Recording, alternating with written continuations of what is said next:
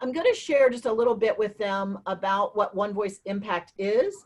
And just so you all know, in case you get asked the question, but really One Voice Impact, it's a partnership between the Florida Coalition for Children and the Selfless Love Foundation. It's a statewide youth engagement initiative that really provides you all a platform to develop leadership skills and use your lived experience to work alongside child welfare system leaders to find solutions to statewide and local issues. And so, what I'm going to say to them is, you guys have sort of signed up to be, to help not only current youth in foster care, but really generations to come.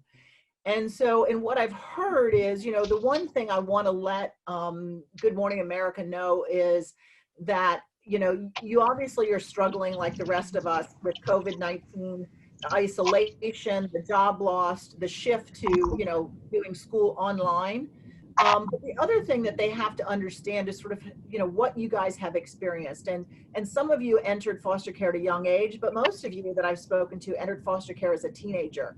And the things you experienced, from physical to sexual abuse to neglect and abandonment.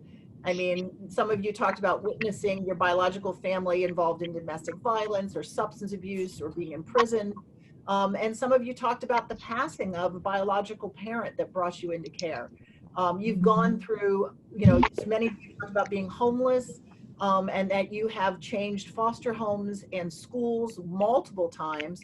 But I think what's most exciting now is that all of you are forging your way through college or in the workforce with very little supports. And so really what I want them to know is just how resilient you are. And I always say this, and I've talked this about when my father passed, it's, I always wanted to say I am who I am despite how he treated me, but I realized I am who I am because of what I've been through. And so because of your lived experience, you guys are really poised for greatness. And that's really how I want to start the conversation. Does that sound good? Yes? Covers it? Yes? Represent you guys? I want to represent you guys, so tell me if I'm off, but that's what I've heard talking to you all. I think it sounds good. Yes. Mm-hmm. Okay. Yes. Okay. And again, that's who you are, and I want them to be amazed. And so let's go through now. So the question really is how, and you guys can raise your hands if this makes sense, but how have you been impacted by this crazy global coronavirus pandemic? I wanted to hear from a Miracle. Hello. I know a Miracle is up in Tallahassee right now. So tell us a little bit about how COVID has impacted you. My name is a Miracle. I go to Tallahassee Community College. For like academic wise, I would say it hasn't really affected me. Like I was fine with not going to school because for my English class, we had to do a presentation where we had to memorize a public speech.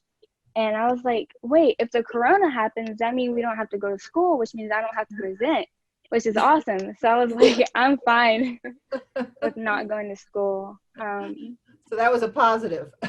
Yes, ma'am. But it definitely affected my therapy. So my therapist gave me a lot of coping skills, especially like with corona. Like I'll go running whenever I get anxiety. I have really bad anxiety. Like I'm anxious right now. Woo, so bad. You're doing great. You're doing awesome. Sorry. You're doing awesome. Yep. I go running whenever I get anxious or sad or depressed. Because when you're in therapy and you're like going back to those traumatic events and you're feeling all that pain all over again, your emotions are like mad, sad, frustrated, angry. Like my therapist described it as an ocean of like different emotions. And so like I just start going running, or I'll go walking, or I'll journal, or I'll listen to music, and then I feel like totally fine after. So yeah, that's how it affected me. Thank you so much for sharing, a Miracle. Does anyone want to just give her some props up, or just recognize sort of you've been through it? Yes. Yeah. Amazing. So I think I think everyone on the call has been through similar things. And so thank you for being so open about how you feel. So really appreciate it. You're welcome. I wanted to. Yep. Go ahead. I wanted to say something.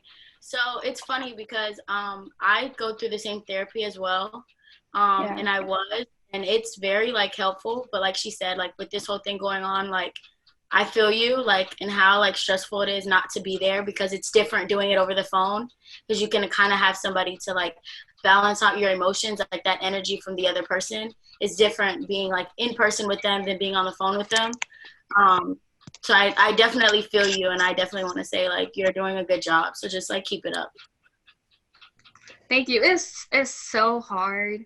It's like so hard. There's like one day where I was just like crying, and then I'll be okay, and then I'll just start crying all over again, and then like I'll be fine. And I was doing that like the whole day, and then later on that day is like when I like self-harm myself, and I was like, it's hard. It's like that kind of therapy is so hard, but it's worth it. Yeah, it's definitely worth it. It's definitely worth it. Like in the long run, like I didn't want to do it at first, but it definitely, like you said, like it helps you. And I've only been in it for 2 months, and because of this whole thing, it did have to stop. Because my therapist used to drive an hour to see me. But like it definitely helps, and you have to want to be helped. So like, you know, you're doing a good job, and it is going to be like a wave and oceans and stuff like this, along with all the other emotions that other people that are dealing with, like the normal things, are dealing with as well. So it's like, it's just more. So it's okay to cry, and it's okay to be in those emotions. I just wanted to say that. Thank you. And to everyone on here, I would say like if you need therapy, like I think having a therapist at this time is probably the best time to have a therapist, whether it be in person or virtual. So Definitely. So I just wanted to really thank you. Thank you for being open. Thank you for being courageous. And really just say how proud I am of all of you, and your ability and your willingness to keep sort of slogging through during these tough times. I applaud you guys. Like I already knew I was going to be impressed by all of you, but I think courageous was the right word, Elizabeth. I mean, you guys are an inspiration to not only each other on this call, but for so many other people that are going to be able to hear your story and inspire them to reach for the stars like you guys have done. So I applaud you guys so much.